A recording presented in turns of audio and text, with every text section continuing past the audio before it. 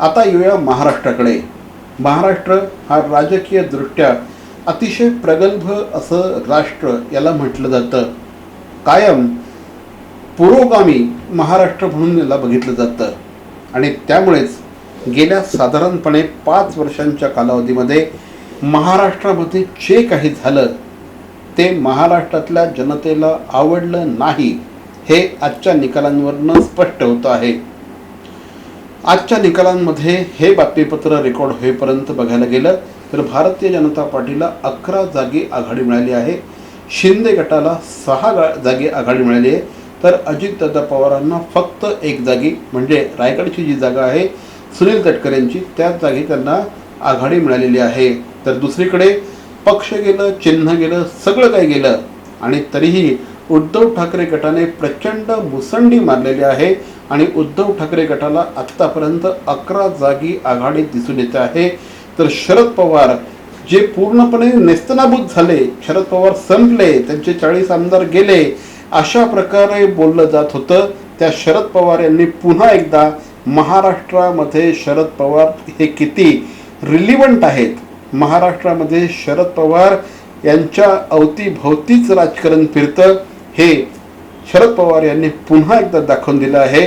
आणि फक्त 10 जागी लढून शरद पवार यांच्या पक्षाला 7 जागी आघाडी मिळालेली आहे अद्यापर्यंत. तर जो काँग्रेस पक्ष पूर्णपणे मृतवत होता, जो काँग्रेस पक्ष पूर्णपणे मृतवत आहे असं भासवलं जात होतं, असं भासत होतं, त्या काँग्रेस पक्षाला तब्बल 12 जागी यश मिळालेलं आहे. म्हणजे जर महाविकास आघाडीच्या नेत्यांनी योग्य प्रकारे जागा वाटप केलं असतं आणि सांगलीची जागा जी विशाल पाटलांनी जिंकलेली आहे ती जागा जर काँग्रेसला गेली तर आज काँग्रेस पक्षाचे महाराष्ट्रामध्ये 13 खासदार निवडून आले असते. विचार करा, आजपासून म्हणजे अगदी काल रात्री देखील कुणी असा विचार केला असता का की काँग्रेस पक्षाला 12 खासदार त्यांचे निवडून येतील महाराष्ट्रामध्ये. एकीकडे त्यांचे मातब्बर नेते सोडून गेले होते. अशोक चव्हाणांसारखा महाराष्ट्र काँग्रेसचा चेहरा असलेला, महाराष्ट्राचे मुख्यमंत्री असलेला, महाराष्ट्राचे विरोधी पक्षनेते असलेला एक मोठा चेहरा हा काँग्रेसला सोडून गेला होता. तरीही काँग्रेस पक्षाने तब्बल 12 जागी आपले खासदार निवडून आणण्यात यश मिळवलेलं आहे. आणि जर इथे आकडेवारीवर नजर टाकली तर चक्क भारतीय जनता पार्टीपेक्षा 1 खासदार हा काँग्रेसचा जास्त निवडून आलेला आहे. त्यामुळे महाराष्ट्रामध्ये काँग्रेस पक्ष हा सगळ्यात मोठा पक्ष म्हणून इथे पुन्हा एकदा समोर आलेला आहे हे म्हटल्यास चुकीचं ठरणार नाही. अशा प्रकारची ही सगळी आकडेवारी आहे आणि ह्या आकडेवारीवरनं आता महाराष्ट्राच्या विधानसभेचं काय होणार हे चित्र अतिशय इंटरेस्टिंग होणार आहे. अर्थात अजूनही 6 महिन्यांचा कालावधी आहे. या 6 महिन्यांच्या कालावधीमध्ये आणखी काय काय होतं हे बघणं अतिशय इंटरेस्टिंग असणार आहे. आणि त्यामुळेच महाराष्ट्राच्या नागरिकांनी, महाराष्ट्राचा जो वोटर आहे त्यांनी दाखवून दिलेलं आहे की सगळ्यात मोठा जर कोणी असेल तर ती जनता असते. जनतेच्या मनात नेमकं काय चाललं आहे हे ओळखण्यामध्ये कदाचित महायुतीच्या नेत्यांना अपयश आलं आणि त्याच्यामुळेच आजची ही आकडेवारी दिसून येत आहे. विधानसभा अतिशय इंटरेस्टिंग असणार आहे.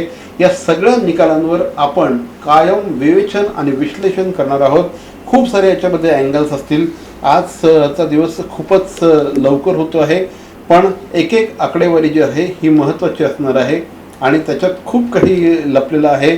जवळपास भारतीय जनता पार्टी, शिंदे गट, अजित पवार आणि सगळ्यात महत्त्वाचं म्हणजे बिनशर्त पाठिंबा दिलेले राज ठाकरे हे 4 जण एकत्र आले होते. मात्र तरीही जनतेने जे काही आहे ते त्यांच्या मनातलं दाखवून दिलेलं आहे. आता पुढे आगे देखते होता है क्या. CP Goenka International School, nurturing talent at young age for scholastics, sports and performing arts in global perspective. Proud to have world toppers and country toppers in 10th standard Cambridge examinations. Ranked the best emerging school by the Times of India for personality over percentage. CP Goenka is the intelligent choice.